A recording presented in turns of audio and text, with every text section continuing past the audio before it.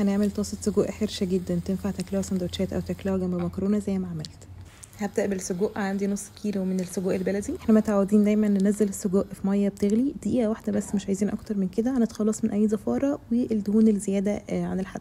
وانا بحب اسويه في معلقه من اللي هي بتديله طعم خطير. وهكون بقى قطعت السجق بالحجم اللي انا عايزاه وهنزله على اللي هي ياخد تشويح. مهم ما تقلبوش باي معلقه علشان هو لسه ما جمدش، فمش عايزين يفرط مننا. مجرد ما السجق بس خد تشويحه هنزل بالبصلايه وسط مقطعها جوانح، هديها بس تقلبتين مع السجق، مش محتاجه اسويها دلوقتي. هضيف فلفل رومي وحامي طبعا قد ما تحبوا، انا ما كانش عندي حامي حطيت الرومي بس عامه السجق حلاوته في ان هو يكون حراق جدا ويكون برده فيه توم كتير. انا حطيت 3 فصوص بس من التوم عشان لسه هعمل جنبيه مكرونه واحط فيها توم برده. لو كنت هعملها سندوتشات كنت كترت التوم اكتر من كده.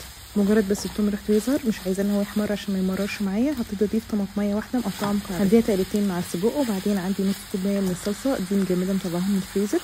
هبتدي بقى اظبط التوابل، مش هستخدم اكتر من الملح والفلفل الاسمر، كزبره، شطه كتير عشان ما حطيتش فلفل حامي، ونص معلقه سكر عشان خاطر الصلصه. مش محتاجين نزود توابل عن كده خالص، ان اصلا السجق بيكون جاي متبل. وعامه حلاوه اي اكل ان احنا نبرز طعمه بالتوابل اللي هو محتاجها، مش اي توابل عندنا وخلاص. اهدي النار بقى واغطيها، الصلصه تسيح والاطعمه كلها تشرب من بعضها وهتكون كده خلاص جاهزه.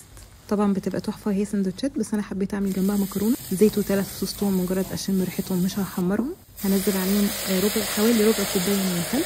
هضيف بقى الصلصه عليها على طول، دي كانت صلصه برده طلعها من الفريزر. وهحط نفس التوابل اللي حطيتها في السجق، مش هكتر توابل عن كده علشان كله يبقى متجانس مع بعضه.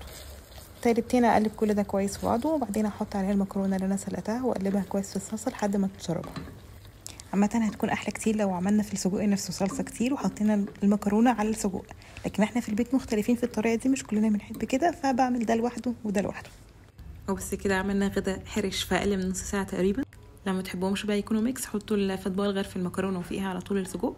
عامه بحس ان هو شكلهم كده اشيك، بس كطعم انا بحب ان هو يكونوا ميكس على بعض، واحب ان انا اسويهم كمان في بعض، بس ارضاء لجميع الاطراف نعمل ده لوحده وده لوحده وبس كده.